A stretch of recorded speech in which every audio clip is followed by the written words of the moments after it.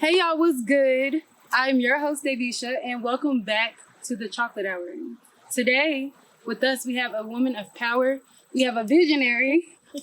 I've worked on a couple of projects with her. She's a writer, she's a director, she's a producer. Help me and welcome me, Honesty. Hello. That was a nice introduction. It's the truth. Thank I you. have nothing to say but the truth. Thank you. Of course. So for the start, I just want you to introduce yourself to the folks and then let us know what you do and what you stand for. Okay. So like Davisha mentioned, I'm a writer, director, producer. Shoot, I do it all. Like shooting myself, editor. But if I had to pretty much just wrap it up in a bowl, I would say a creative. Oh yeah. I'm a creator. That's just been something from my core. Little bit about me. I'm from Kansas City, born and raised, and pretty much the main reason why I got into film was because there was a movie theater here in Kansas City, and I saw a film, and it just kind of like changed my life when I was younger. So, yeah. Do you remember what film it was? I think the film that I saw was Imitation of Life, and so it's like a 1950s film, and then they redid it in color. So there's a version in black and white, and then there's one in color. And so a little bit about that, my mom, she had went back to school to get her bachelor's when I was younger.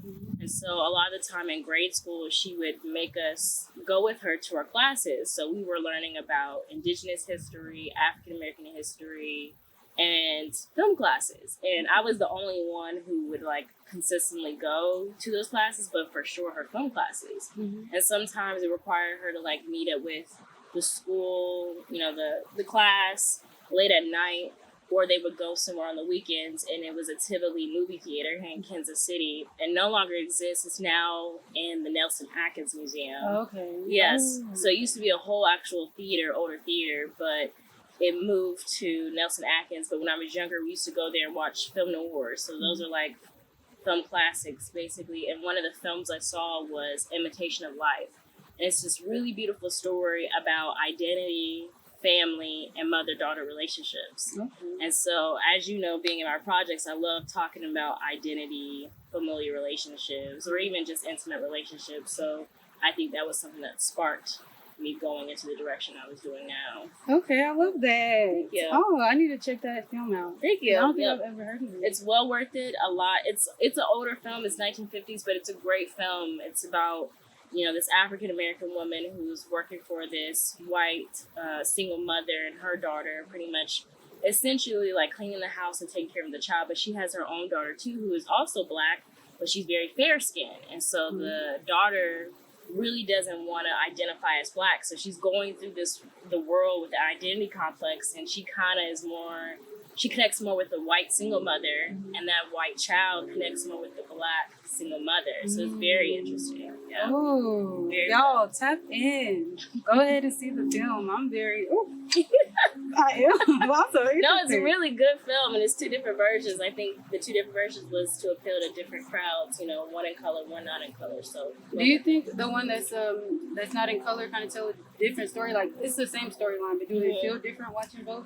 There is a difference a little bit. I think from what I've heard is a lot more people connect with the one in color. And I feel like when you look at the black and white version, I feel like you feel more of the racial tension between the both single mothers, and then also the topic of passing, I feel like in the black and white version. But, the one I really resonated on was the one in color, because the performances were very profound for the one in color. So with you saying that, like, you used to go with your mom and then you used to go watch the films and everything, as a child, is that the only film that, like, kind of had a grasp on you? Like, oh, I know this is what I want to do? I don't know. It's weird because, like, growing up, even prior to us going to those classes, one of the biggest ways my mother and I, or even just my family, bonded was movies. And so we would either rent movies from like Blockbuster and get snacks and stuff like that, and then come home and watch it. Or like that was the same thing my grandmother would do. And so there's a culmination of movies, but I think like some of the earliest movies that I could think of that really would make me think like, oh, this is very interesting that you could tell a story this way was Imitation of Life and American Violet. And American Violet is based on a true story. And it stars Nicole Bahari. And it's about a single black mother, who was falsely accused of selling drugs at a school. And so it's like her having to go through this process of pretty much prove her innocence, all while dealing with being a single mother in a very impoverished community. And then it's just a whole story that unfolds about how, like, this is just a story of corruption in the justice system, mainly for this poor black community. So it's really good. I need to tap into that too. You need to send me a link. Yeah, I got like a whole list whenever you're ready. I'm here for it. So, okay.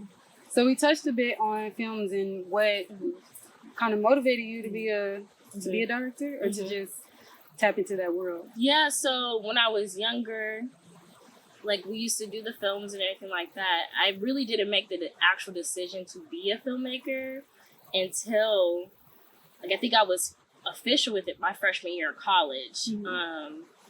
But when I was younger, you know, I feel like a lot of kids have this feeling. I wanted to be, like, on Disney Channel. That was it. I wanted to be a singer. I wanted to act. That's what I wanted to do. So we used to do a lot of, you know, going to different auditions when I was younger. I was a part of plays, doing minor roles. I was in choir. Like, I did a lot of stuff talent shows wise where I was, like, singing and acting for stage. And then I did forensics when I was in high school. And then, you know, of course, I'm a very vocal person about things that happen, whether to black, brown, or whoever. I'm very vocal and passionate about it. And so during the time when we were growing up, I would say maybe middle school and high school for me, like, middle school, Trayvon Martin happened for me, like 8th grade. And then high school, it was like Mike Brown and every other topic of really, like, race and stuff like that. So I started pursuing journalism. And so with pursuing journalism, it was great. You know, I was part of yearbook in high school and newspaper in high school.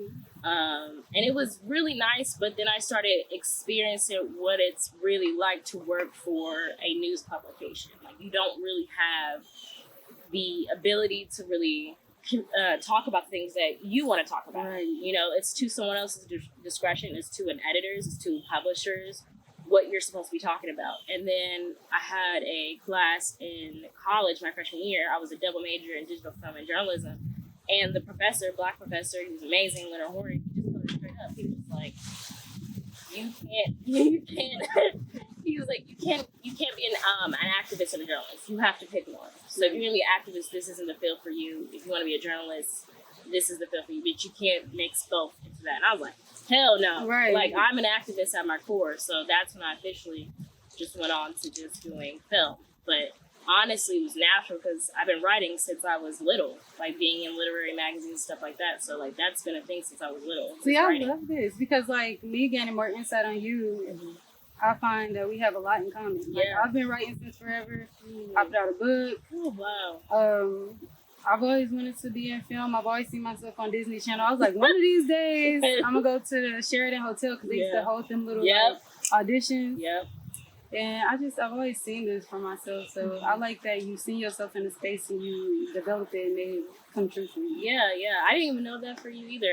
All these years we've been working together. We've been working together for about, what, 2, 3 years now? Yeah. Didn't even know that. So, yeah, I feel like it might be the similarities that a lot of people have. And I don't know. It's weird that I, like, started there, like, wanting to be in front of the screen. That's what I want to do. And then it just shifted into, like, no, I want to be able to shape what is going to be on the screen. So I like this. So with you, like, deciding to shape what's being on the screen, what type of message do you want to send out to the people? Yeah, so I think probably, like, years ago, I had this idea, like, I want to tell Black stories, this, and this, and that.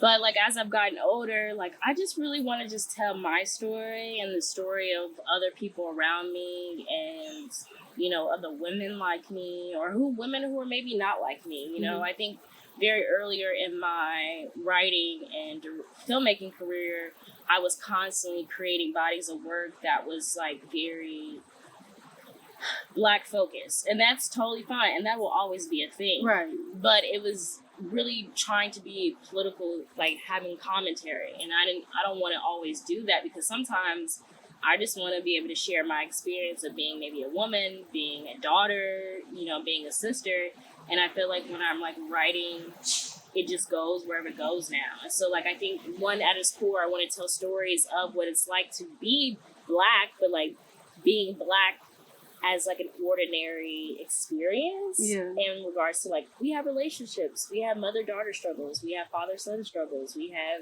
you know, partner struggles, we have identity crises with just trying to exist in the world. And so those are the stories I like to tell. Yeah, and I like that because I know that there's a variety of stories that folks like to get out. Most of the Black films that I've seen, thank you. Most of the Black films that I've seen was mainly geared towards like gang violence. It was geared towards like putting us in the ghetto, putting us in the face of adversity, and like I mean those are true stories, but there's more to us. Yeah. Exactly. Yeah. A big question that I have for you is, how did you gain all the knowledge for everything that you've done? I mean, the biggest thing I can tell you is experience and my peers. So how it looks on productions and set you've seen and experienced, like not everybody has their productions looking like that starting out. And there are people who've been doing it for a while and still don't have productions and sets that look like that or that are structured and organized like that. The only reason why I know that is because I did come from a formal education of going to Missouri State and getting my bachelor's in film and then getting my master's in writing too. So it just added to it. And so like I had the experience of just not, you know, only of a formal education from like professors who come from the industry and who have years of knowledge, but on top of that, you know, it's 4 years of bachelor's, it's 2, maybe 3 years of master's. That's 7 years of being able to do productions, right? And so during that time, that's what I did. You know, I made sure I did as many productions as I could until I could learn what to do better. You know, I struggled a lot in regards to knowing how to produce, knowing how to film in a timely manner, and, you know, working with the budget, and just also working with a diverse amount of people in diverse roles, you know. And so that got better with time and experience. And I hate when people say that. Oh, you just need to like time, experience, and just work hard. But like, I think that is the root of the matter. It's just like you have to be working at it. And there are times where like I have hiccups where I'm like, I'm just not in the mood of doing all of this and that. But when I don't do it, that's when a lot of hiccups happen. Right. So it really just comes from practice. So like doing a bunch of shoots. So you do one shoot and you're like, ooh, this could have been better if I probably would have planned a little bit more. This would have been better if we would have had this equipment or this person in this role. You know, it just takes practice. And then my peers, you know, they all are, a lot of them are in different fields. You know, they're in film, but they might have one focus that's a little bit more important.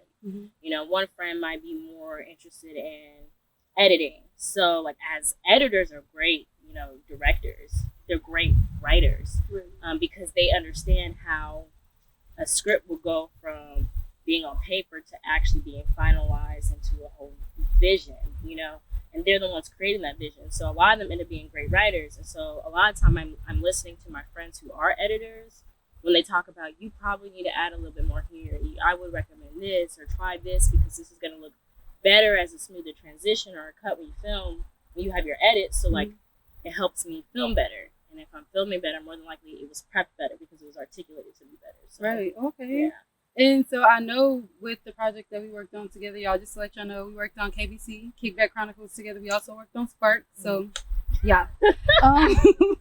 When you worked on KBC, I don't know if you used some of your own money for Spark, but how did that go with the funding and trying to get grants? Yeah. So I do what many, you know, filmmakers do, where we self-fund or we max out credit cards to do productions. And that's the real of the real. Like, we're doing that just to make our projects kind of move forward. But a lot of, you know, funding so the first time we shot KBC, a sizable part of, you know, that treatment that we did the first time was from donations. So like we had all of our family and friends donate, and I think we ended up raising about like $3,000. And so we each had to put in maybe like 500 or whatever we could. So it just added to it. So I think in regards to the stories, when I was younger, I keep saying younger, that was like a whole, probably maybe a few years ago. But it's okay. It's always like a bus ride where you don't want to be a bus. Like, what are you doing? So when I was younger, the stories I used to tell were very focused in regards to my identity as a Black person, my experience as a Black person. Because keep in mind, I was coming off of what happened in 8th or 9th grade for me, Trayvon Martin. Yeah. And then I'm in high school, Mike Brown happens. And then, keep in mind also too, I grew up where it was very prominent in my memory when we were electing the first Black president. I remember walking up on the truce or whatever, going to see him speak. So like, that was like my 7th grade, and then 8th grade was like Trayvon Martin, and then like 9th or 10th grade was like Mike Brown or something like that. So like those were my experiences, and then I went to a predominantly white high school, and so there was this whole layer of people just not understanding Black people as people, and just our experiences as being either unique or just ordinary. Like we have ordinary experiences that are just like everybody else's, but we also have experiences that are very unique because it's rooted in culture or it's rooted in some sort of struggle that we didn't put on ourselves. Right. So a lot of my stories when I was younger, I would write about that film-wise. So that's where KBC pretty much came along. KBC was a way for me to highlight the experience of being a Black kid at a PWI. Because like there is a difference. I know HBCU culture is amazing. I would have loved to experience that, but that just wasn't my experience, and that's not an experience of a lot of Black kids. We are Black kids who probably are going to PWIs. And so I was like, well, I want to tell a story that highlights that, and that was KBC. And so I was a way to highlight, going to different parties, what Greek life was like, being Black in white spaces, and everything like that. Now that I've gotten older, I don't know, I feel like it's kind of maybe draining a little bit to constantly feel like as a Black woman, it's my responsibility to tell our stories or to tell the experiences of Black people. And so right now, all I really want to do is tell stories that are authentic to me and the other people around me who happen to be Black. Right. So that's where a story like Spark came along about this long distance couple who are trying to discover whether or not they really want to stay in this relationship or they want to move on. That's from experience. And that's from experiences of other friends, I had a story that was post Misery On. That was like before KBC. That was like the last project before KBC.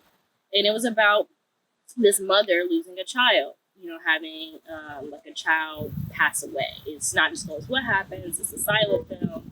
But it's an experience that a lot of people have. It's just characters that are Black. And so right now, I think the stories, if I had to wrap it up, what are the stories I would prefer to tell? I would prefer to tell familial stories and just stories really centered on women. I feel like as a woman, I have so many different dynamics in regards to relationships that I have that a lot of people can relate to. So like the mother-daughter relationships, those are like something that people can relate to. And it's even more, unique when it's Black women, Black mothers and daughters relationships, or even the stories of grief, how our community processes grief. Grief is a universal thing, but our community kind of processes it differently. That's like Jen. So I think for me, the stories that I would prefer to tell right now is really centered on relationships and them being familial or them being intimate relationships. Yeah, I like that. I'm a romance type of gal. I love me a good romance. And when I was younger, I used to act in the mirror, and I used to like put myself in the space where in a romance film, I'm arguing with my dude or something is going down. So I really do appreciate you giving me that space to kind of bring that to life on my end. And I also feel very, very, very proud that you've allowed me the opportunity to bring it to life on your end. Yeah. So thank you for that. No, thank you. It's an amazing experience to be able to write something alone and then to have people who are willing to do the work to tell my story is another exhilarating experience. What I write on paper is like, oh, it's amazing, to me, but to see people actually like hone a character or hone an emotion or, a motive and then, perform it or embody it, it's amazing. So like you doing that and, of course like JP and my cousin Ariana, like you guys are doing, and then you're stepping outside of yourself.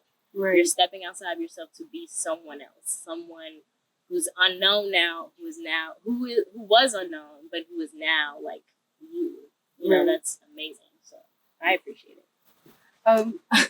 So I wanted to also ask, what other genres are you wanting to tap into when it comes to film or anything else that you do? Because I've seen that you do commercials, or you've done commercials. Yeah. I know you've done music videos. Yeah.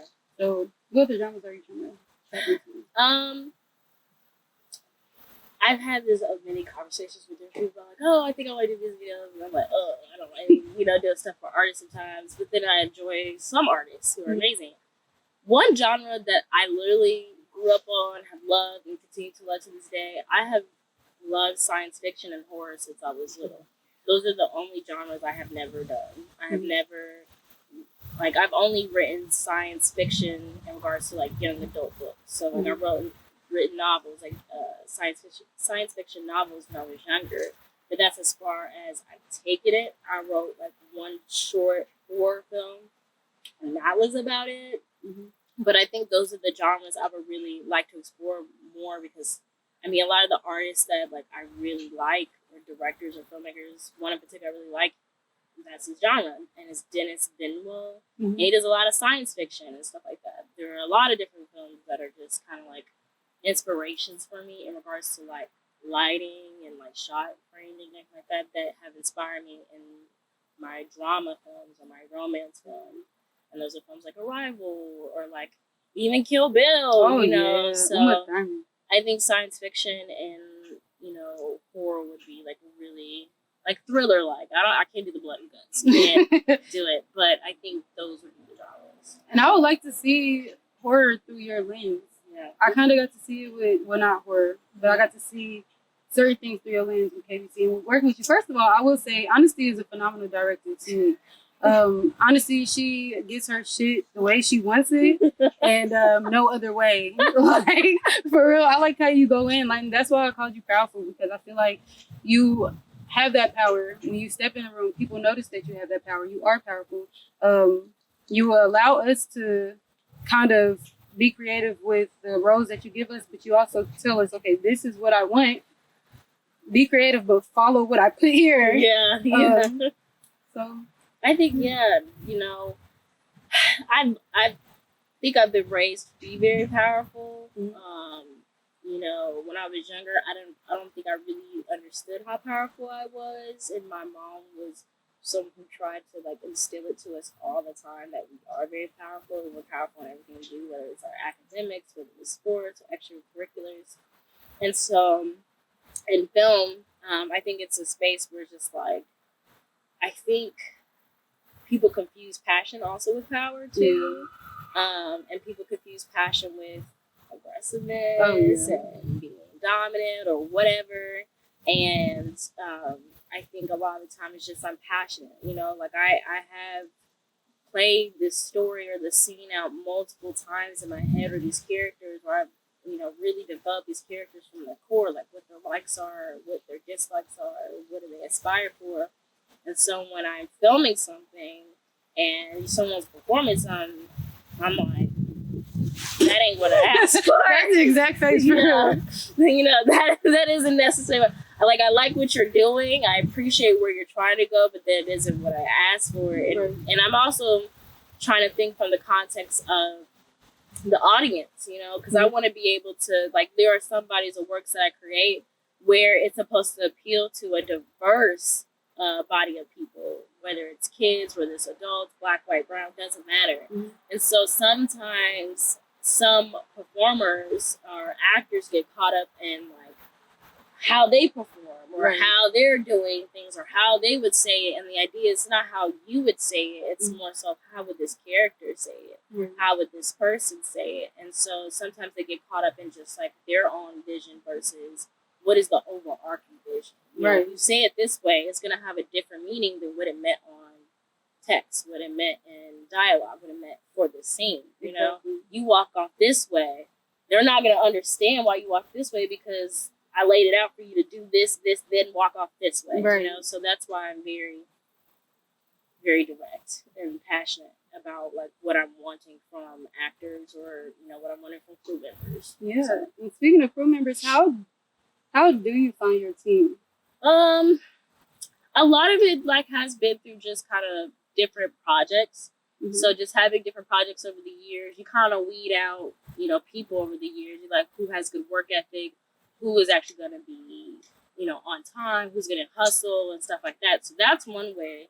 And then also just recommendations. The film industry, like many other industries, it is based off of who you know. Right. So like if you're known as someone who is lazy or wasted time on set or don't hustle, that gets passed around a lot, even in the Kansas City creative spaces, though, it's probably a little bit more harder to get in the spaces in Kansas City, but like word of mouth is a big thing in our industry. And so a lot of time I'm asking my peers, like, do you know a sound designer? Do you know a cinematographer who could do this or this? Do you know an actor who could do this or this? And I'm receiving recommendations. And I'm receiving recommendations, if not from my peers, I'm receiving recommendations from my friend, my former professors, some mentors, and so forth. So a lot of it comes from, I've had production in the past with people, and then I'm like, oh, I'm weeding out those people. Then I have more recommendations, and then I have another project, and then I weed out those people, and then I have more recommendations. Or what I see, I'm also watching. So a lot of us, we watch each other. They would be a liar. A lot of people would be a liar if they said they don't watch what other filmmakers are doing, what other writers are doing, or who they're doing it with. They would be lying. And so I'm also watching because I'm curious as a filmmaker, but I'm also interested in like maybe someone else's vision. Like there might be a cinematographer who's being able to tell my story in a completely different way than I had imagined. Right. I might want to work with them because of that. So definitely word of mouth, definitely from experience. And how, what mental strain does being a director put on you? And I know you worked on the projects back to back. Yeah. So how does that feel to you? It's a lot. It's a lot. And, it's one of the big reasons why I say it's a lot is because, a lot of the time I'm not just being the director. I'm a lot of different things on set. So it can be a lot. One of my friends calls me a producing director because I am very much, if not active producer, I'm the executive producer. So I'm not coming in with just the mindset, oh, this is my vision, but I'm also the person well, this is our budget, this is what we have, logistics and all that, so we need to make this work for this vision. I'm coming with a mindset. And then on top of that, I'm a writer. Right. And so I had this, this is what I wrote on paper. I'm so connected to what I wrote on paper, and then I'll direct it, and then I'm also I'm connected with it because of the performances that people have gave, and I'm oh, that's a little different than what necessarily I wrote, but then I'm also in the producing mindset. And so that's one big, it's a lot. It's a lot of different roles as just, a filmmaker. It's a lot, so it's a lot of pressure. So when you think about it, I am the face of the project because I'm the producer, I'm the writer, and then I'm the director. Right. So it's a lot of pressure because, if I don't have it together, no one else is going to have it together. No one else is going to really want to have it together because I'm the head honcho in the sense of I put in the resources, I wrote the script, and I'm supposed to be guiding my actors.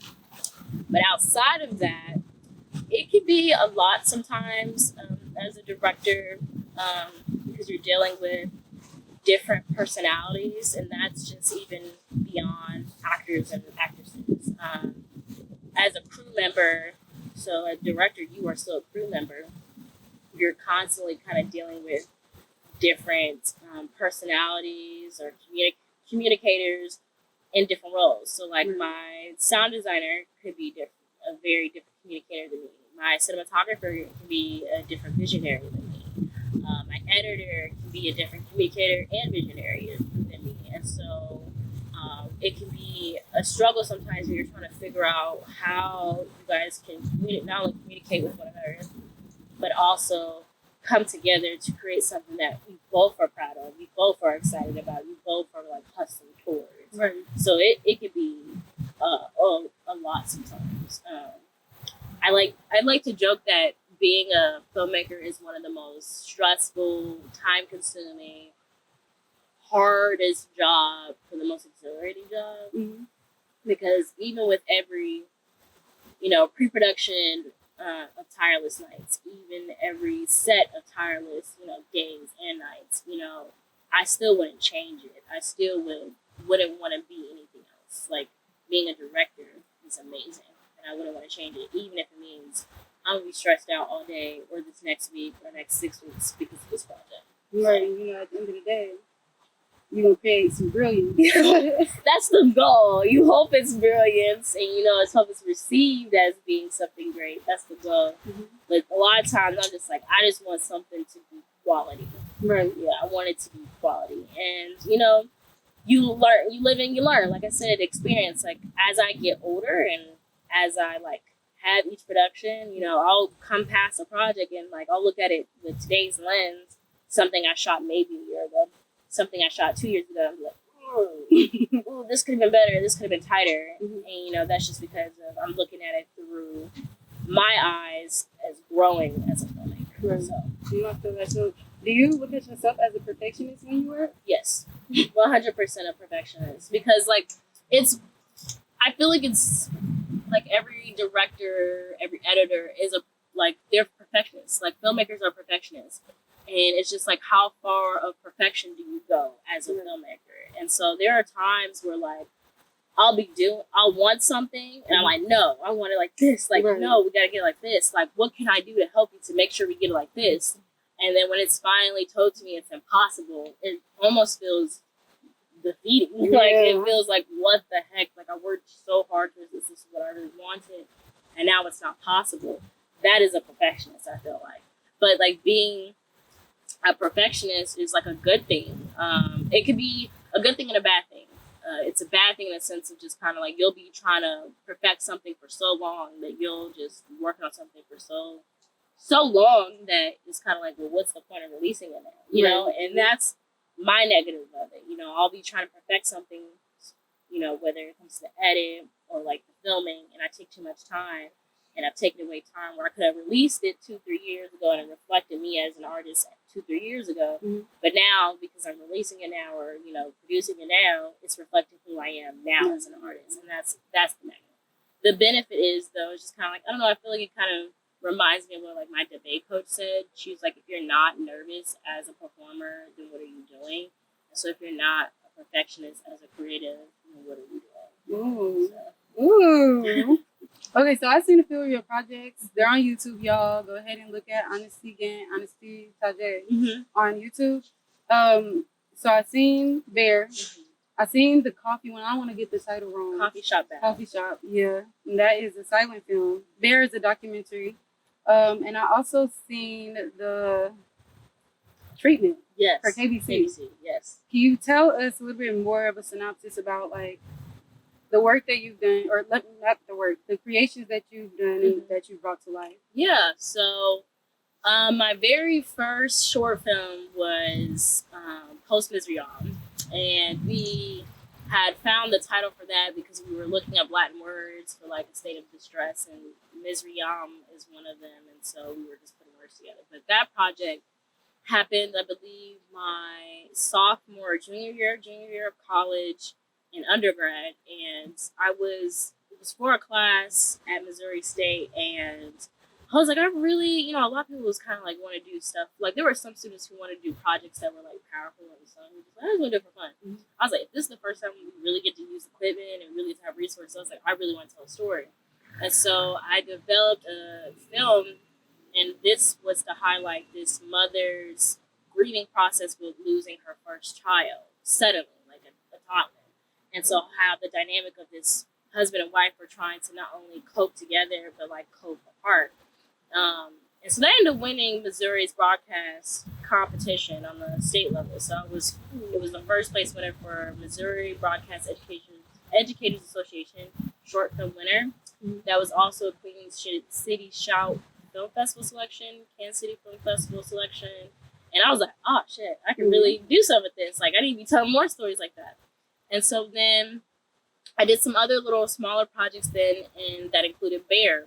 And so there was someone who I went to school with. I remember since I was a freshman, I was who is this person who is literally walking around barefoot every single day? Doesn't matter if it's below freezing or it's hot. There were times where it was snowing sometimes, or it was raining, and they were still barefoot. I didn't understand. I'm who tripping? But then we were responsible in I think my cinematography class, we had to come up with our last project in the class. I was like, I want to do a documentary. I want to do a short documentary because like I love documentaries, and so I had poached the idea of highlighting that story to like my group mates, and they were down for it. And so we talked to this young man. I forget his name. It was many years ago. But you know, I asked him. I was like, "Hey," because I worked with you too at the time, and I was like, "Hey, would you be interested if I like, you know, highlight you for a documentary? I think it's very interesting that you don't wear any shoes and like you've been doing it and everything like that." And he was down for it. And so prior to filming, he just really told us his story, and his story was, you know, he struggled with, you know, being a brown kid, a South Asian kid in not only Missouri, but in Springfield, Missouri, and then trying to cope with that, you know, he turned to different outlets, you know, whether different drugs and drinking. And I think there was something where it was just like a wake-up call for him, and he was like, I can't keep doing this anymore. And so he started looking to all alternatives in regards to just feeling a little bit more grounded. And then he was like looking at things that would be benefits to him, and he learned that being barefoot is a benefit for you. So it's not only good for the body, it's good for the mind and good for the spirit. There's a lot of different things for it. So that's why he started doing it. And so we got to be able to highlight that in that short documentary, and that was amazing. And then KBC happened. And so I had my last semester at Missouri State in undergrad, and I was like, I ain't really done nothing. Even though I did a ton of different projects, I just felt like I just didn't have something that was like, boom, like this is the representation of all my education. And so I had reached out to a couple of friends, Shaka Benmo, who's also a filmmaker, and Chris Collins, who was also a filmmaker, but he majored in journalism, actually. So he graduated with journalism. I reached out to them, and I was like, hey, I have this idea. I've had this idea since I was a freshman of like, why don't we have a web series that highlights different experiences and scenarios that happen at different college parties? Because I remembered there were a lot of stuff that happened at college parties. There was a lot of like meeting different people, experiencing different things, experiencing different people that happened at these college parties. And a lot of the ways we bonded with our peers at this PWI was through those parties. And so we were like, this is dope. They've already heard about the idea prior to, so there was like the fact that I really wanted to go through with it. They were like, let's do it. And so we spent some time, my whole semester, coming up with an actual treatment. And so before I graduated, I pitched it as an independent study, so it was going to be considered a graduate credit. And so I was going to be filming it after I graduated. And so that's exactly what we did. After I graduated in December, we filmed it in that February after my graduation, and that was the treatment. And then we were like, when we kind of got done with it, it was like, this doesn't feel right. And then the pandemic happened. Yeah. And so we were like, well, we can't do anything with it right now. No one's really interested in seeing it right now anyways, because the pandemic's just not a big deal. So it was like, well, let's just rewrite some scenes, and we add some scenes. Let's just consider it on paper. And so we started doing that for the next year of COVID. But then, you know, that following year, I think like 2021, as soon as we could, we filmed it in May of 2021. We filmed a bit, beginning half and the end part of the story, because it just felt incomplete. And so that was that. And then after I was done with KBC, and that was really, KBC is Kickback Chronicles. And the story centers on my experience and many other experiences, but it's supposed to highlight my college experience with my best friends.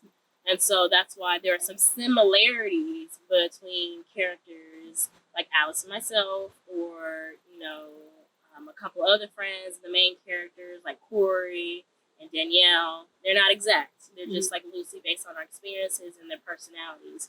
And so when we were done with that, I was like, this is it. This don't feel like anything. And everybody really liked it. And they were like, we were wanting more, we were expecting more. And I was like, well, why don't we film more? Like let's try to produce like a first season and just really gave our all to it and be done with it. And that was that.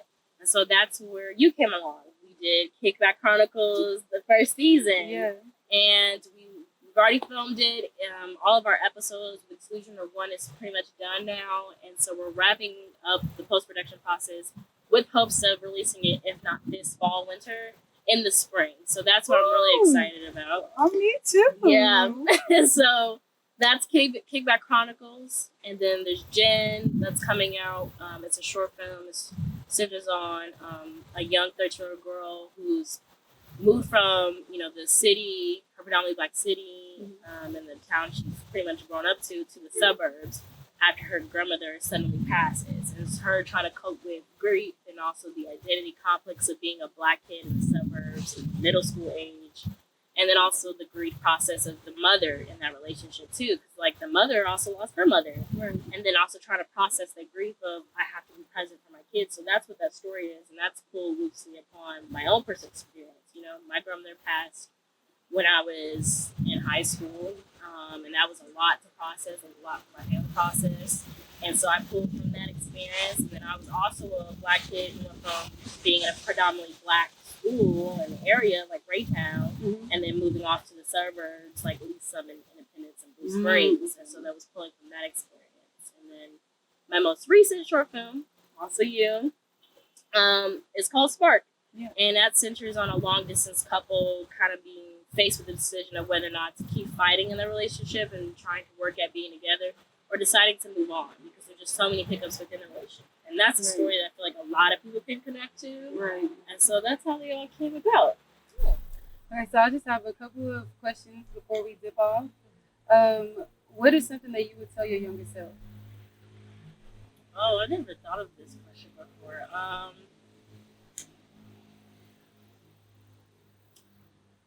You're powerful, and your story is worthy. Yes.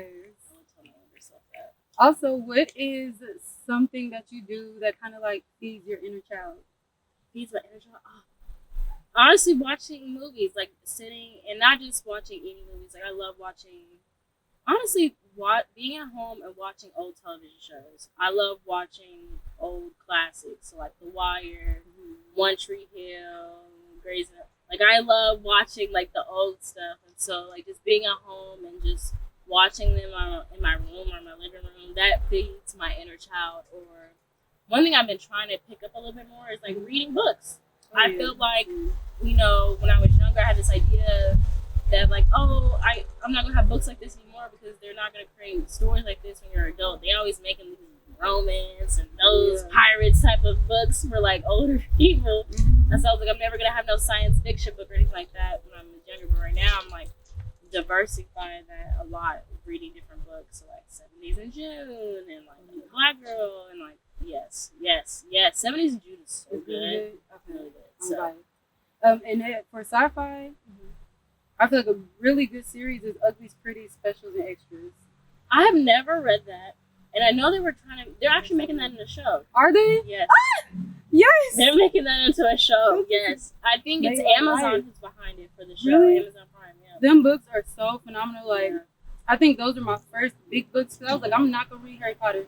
I'm reading these. And they were fucking great. They were great. Like, they were flying off the shelves. I think the other series I used to read, which was science fiction, was Maximum Ride series by James Patterson. Those were amazing. And they made one film, low budget. I was like, oh my God. They really did. I really didn't even finish it. So. I'm still read those books though. I've always wanted to. I seen them in the library and I always walk past them like, well worth it. Definitely. I'm tap in. If you could give anybody a fashion tip, what would it be? A fashion tip? Yes. You want me to get fashion yes. advice? A fashion tip. Okay. Wear what you're comfortable and confident in. Like, I feel like a lot of people try to wear things because it fits with what's trending right now. And like, fashion never dies. I always say fashion never dies. It recycles itself. Right. They're coming back with the utility jackets right now, the jean skirts and stuff like that. So I just would say wear what is comfortable and you're confident in, because like the things like right now I'm getting older, so my body's changing, more curves and everything in different places. And so I'm like trying to like figure out what I feel comfortable in and what is going to exude confidence for myself. And like some of the stuff I like to wear is not what other people wear. Right. So comfortable and confident. I love that. And before we dip off, give the folks a life tip. A life that tip they can carry with them.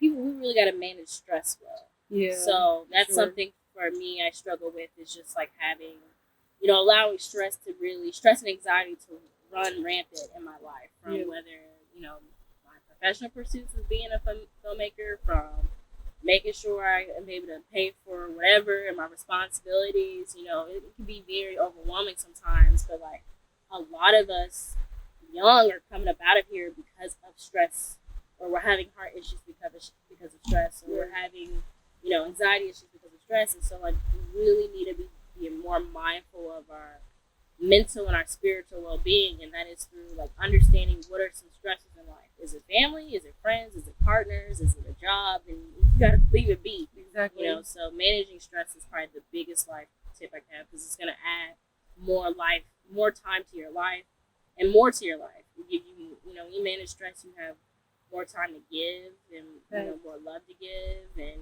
you know, just more love to give even yourself. So managing stress. I'm gonna take that and go to you because I need to definitely manage my stress. Yeah, for sure. You just made me think about a lot. I'm working on it. Same. I'm trying to breathe. Yeah. So honestly, thank you so very much for coming on to my show. I appreciate you heavily. Thank you for having me. Of course, anytime. It was amazing. Thank you. Oh. If you could please leave us off with your socials or any way that we can like tap into your shows, tap into you, and just follow along. Yeah, so I can be reached on every social platform, from TikTok to Instagram, and my YouTube channel with my first and middle name. So Honesty Tajay. Honesty like the word, middle name Tasche. Honesty Tajay. And don't forget it. So thank y'all so very much for tuning in and tapping in with the Chocolate Hour. This was a phenomenal episode. Once again, I'm your host, Davisha. Y'all can follow me at SheDavisha on IG. And let's not forget, time does not exist when we art. Peace.